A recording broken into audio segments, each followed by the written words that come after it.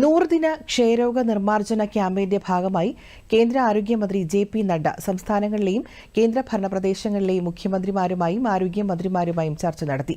പ്രചാരണ പരിപാടിയുടെ പുരോഗതി നിരീക്ഷിക്കാൻ അദ്ദേഹം മുഖ്യമന്ത്രിമാരുടെ പിന്തുണ അഭ്യർത്ഥിച്ചു.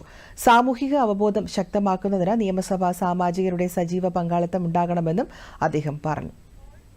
2018 में इस बात की घोषणा की थी कि हम भारत से 2025 में टीबी को एलिमिनेट कर देंगे।